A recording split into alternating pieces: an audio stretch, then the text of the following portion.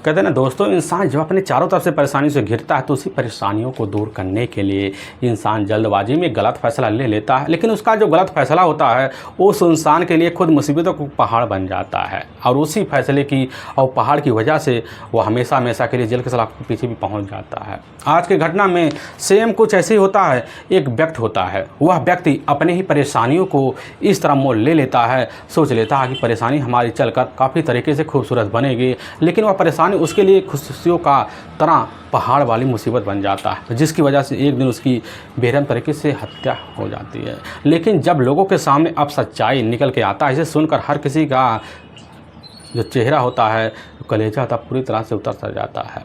नमस्कार दोस्तों, मैं प्रदीप कुमार आपको क्राइम ऐसे कैसे चैनल पर आज मैं तहे दिल से स्वागत करता हूं। दोस्तों आज की यह जो सच्ची घटना है या घटना सुनाने से पहले मैं आपसे एक छोटा सा रिक्वेस्ट करता हूं, क्योंकि आप अगर इस चैनल पर नए आए तो होंगे और एक बार जाकर अपने ही प्यारे हाथों से आप इस चैनल को सब्सक्राइब और लाइक और शेयर जरूर करें, ताकि इंपॉर्टेंट होने के नाते अब यह जो वीडियो है आज काफ़ी लोगों तक पहुँचाया जा सके, और इसके लिए हम आपके तहे दिल से शुक्रगुजार रहेंगे। दोस्तों आज की यह जो सच्ची घटना है, यह घटना ठीक मध्य प्रदेश और उसी में ही इंदौर जाना माना शहर पड़ता है और उसी में ही एबी रोड भी पड़ता है और उसी का राव इलाका पड़ता है। अब उसी इलाके में एक यशपाल नाम का एक व्यक्ति होता है जो कमरे के किराए पर रहा करता था, और वहीं पास रहकर जो होता है एक सिप्ला कंपनी होता है, उसी में एचआर की नौकरी करता है। लेकिन उसकी अपनी पत्नी होती है पूजा, जो उत्तराखंड के देहरादून में रहती है और वहाँ एक गंभीर बीमारी की रहकर इलाज भी करवाती है, जिसकी वजह से मजबूरी समझकर यशपाल अकेलापन जिंदगी अब वहीं राव इलाके में ओम प्रकाश चौधरी के मकान में गुजारता है। समय तो बड़े तौर तरीके से भागता है, लेकिन 20 जून को होता कुछ ऐसा है।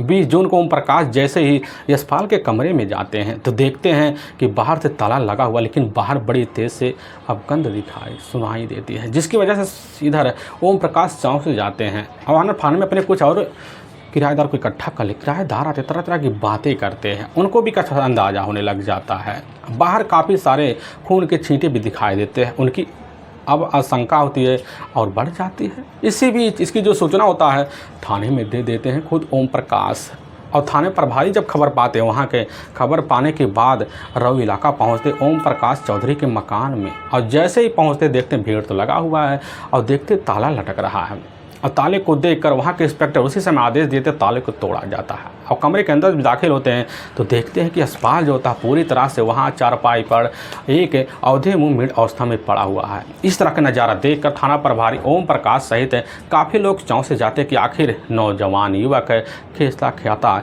युवक के साथ यह कैसे रात बिरात हो गया, वह भी बाहर कमरे पर ताला लटका हुआ।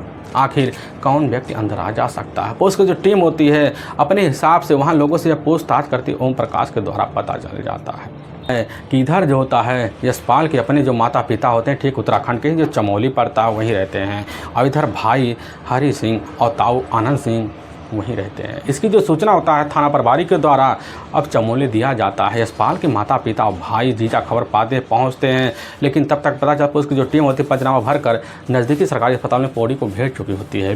दूसरी तरफ जो होता है इधर यशपाल के माता पिता और भाई और जीजा खबर पाते हैं, पुलिस थाने में पहुँचते हैं। पुलिस थाने की जो टीम होती है मोर्चरी में ले जाती है और बॉडी को जब दिखाती है तो वही चीख चिल्ला पड़ते हैं। पुलिस की टीम इधर यशपाल के परिवार वालों से पूछताछ करती है। यशपाल के परिवार वाले जो होते हैं पूरा का पूरा राज जो होता है यशपाल के बारे में खोल के रख देते। पुलिस की टीम समझ जाती है कि जो मामला है लग रहा प्रेम संबंध से जुड़ा हुआ है, लेकिन इस मामले की जांच पड़ताल तब की जा सकती है जब कुछ ना कुछ सबूत मिले। इसीलिए पुलिस की जो टीम जो होती है अब सबसे पहले अब इधर यशपाल का मोबाइल नंबर का CDR डिटेल निकाल लेती है, और जब निकालते समय एक चौंकाने वाला नंबर निकल के आ जाता है। तो पता चलता हुआ जो नंबर होता है किसी करण सिंह सिद्धू के नाम से जो राजस्थान शहर कोटा का रहने वाला होता है। अब इसीलिए पुलिस की टीम शंकावश करण का मोबाइल नंबर का CDR डिटेल निकाल लेती है, तो पता चलता उस मोबाइल नंबर में पूजा का मोबाइल नंबर दिखा रहा होता। पुलिस का अब जो शंका होता है और बढ़ जाता है कि बस करो करण का कोई ना कोई हाथ होगा।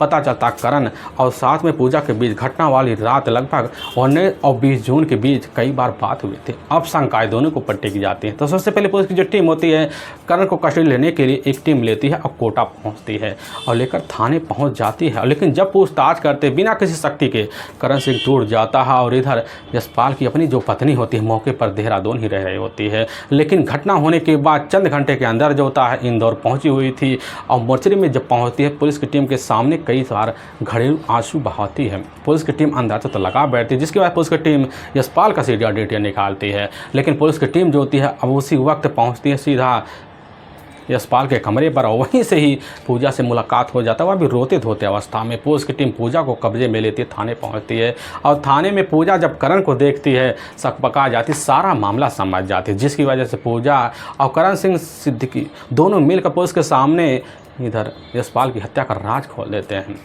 असल में पूजा की जो मुलाकात होता है ठीक उत्तराखंड का जो चमोली पड़ता है वहीं का रहने वाला यशपाल होता है। अपने ही कॉलेज में पढ़ाई करते वक्त इधर पूजा से दोस्ती कर लेता है और जब दोस्ती करता है दोस्ती के बीच जो होता है दोनों के बीच प्रेम प्रसंग, यहाँ तक प्रेम संबंध चल जाता है और संबंध की वजह से दोनों के बीच शादी तक की बातें चल जाती हैं। मैं बात कर रहा हूँ साल 2011 का ही वक्त होता है। तो उसी वक्त पूजा एक दिन यशपाल के साथ ही मार्केट में खड़ी होती है तो अचानक अब बेसुध होकर पूजा गिर जाती है और यशपाल आनंद फानन में एक प्राइवेट अस्पताल लेकर जब पहुंचता डॉक्टर जब इलाज करते हैं तो यशपाल के सामने चौंकाने वाली बात कहने लग जाते हैं कि पूजा के दिल में ही एक बल्ब है। यह सुनकर बड़ी तेजी से चौंक जाता है, पता चलता कि छेद है काफ़ी बड़ा। अब इस तरह की बात सुनकर डॉक्टर भी पहले से जो होता है कहने में हिचकिचा रहे थे, लेकिन इधर पूरी तरह से हाथ पांव फूला देखकर वहीं चुप हो जाते हैं यशपाल। लेकिन अपनी साहस दिखाते हुए कहने लग जाता है कि आखिर क्या इसका कोई इलाज है। डॉक्टर कह देते हैं हाँ इलाज है, लेकिन टाइम लगेगा, काफ़ी सारे पैसे भी खर्च होंगे। यशपाल पूरी तरह से अब जाकर डॉक्टर की बात में सहमति जाता कहने लग जाता कि इलाज हमें चाहे 20 हद तक कराने के लिए गुजरना पड़ा कराएंगे। यह बात डॉक्टर सुनकर खुशी हो जाते हैं और वहीं से भरोसा दिलाते हैं और इधर उसी दिन से जो होता है यशपाल पूजा का इलाज करना शुरू कर देता है। लेकिन इलाज के बीच जो होता है पूजा पूरी तरह से टूट जाती है। वह सोच लेती है कहीं आज के बाद इस चीज़ की जानकारी लगने के बाद यशपाल हमसे रिश्ते नाता तोड़ ना दे। लेकिन इसी बीच यशपाल पहुंचता और वहीं शादी का प्रपोज पूजा के सामने कर देता है और पूजा के खुशी ठिकाने नहीं रहता क्योंकि पूजा के दुख पर नाव की एक सवारी मिल जाती है, उम्मीद जग जाती है। दोनों के बीच दोबारा जो होता है मुलाकातें और बढ़ जाती, गहरे हो जाती हैं, अकेलेपन तन्हाई बीतने लग जाती। इसी बीच इसकी जो खबर है यशपाल के माता पिता को लगता है कि आखिर हमारा जो अपना बेटा है एक गंभीर बीमारी योगी वाली लड़की से शादी करने जा रहा है, जिसकी वजह से काफ़ी बार यशपाल अब मना करते हैं। रुका रहो 5 मिनट। जिसकी वजह से इधर यशपाल के माता पिता अब पूजा से शादी करने के लिए मना करते हैं। लेकिन यशपाल ठहरा पूरी तरह से पूजा के प्यार में पागल जिद प्यार जाता है, जिसकी वजह से इधर यशपाल के माता पिता भी झुक जाते हैं और साल 2012 में इधर पूजा के साथ यशपाल की शादी हो जाती है। और शादी होने के बाद पूजा के साथ जो होता है रहता तो, लेकिन इसी बीच यशपाल काफ़ी पढ़ा लिखा भी होता है, जिसकी उसकी नौकरी अब इंदौर में ही जाकर बड़ी जल्दी सिप्ला कंपनी में लग जाती है। और लगने की वजह से वह फैसला लेता है और ठीक अपनी पत्नी को अपने साथ लेता है और लेने के बाद ठीक जो होता है अब इंदौर के ही उसी राव इलाके में आता ओम प्रकाश के ही मकान में कमरे का किराया लेता, वहीं पर रहने लग जाता है। और वहीं से जब रहता है तो ठीक जो होता अब इधर पीथमपुर इलाके में जाकर एक कमरा किराया कर लेता, फिर वहाँ अलग रहना शुरू कर देता है। अब वहाँ रहने के बाद जो होता क्योंकि पीथमपुर में ही सिप्ला कंपनी होता है, वहाँ से उसकी दूरी बड़ी आसान हो जाती है। लेकिन कुछ महीने बाद जो होता पता होता है कि पूजा के अंदर बीमारी और बढ़ रही है। डॉक्टर से संपर्क करता पता चलता है कि वह एरिया जो होता पूरी तरह से प्रदूषण से बधा हुआ है, धुला हुआ है। यह बात सुनकर फैसला लेता है और अपनी नई नवेली दुल्हन को देहरादून अपने मामा के पास छोड़ने का फैसला छोड़ भी देता है। और वह जब भी जाता देहरादून दवाई पानी का इंतजाम कर देता और फिर दोबारा इंदौर लौटाता। सिलसिला लगभग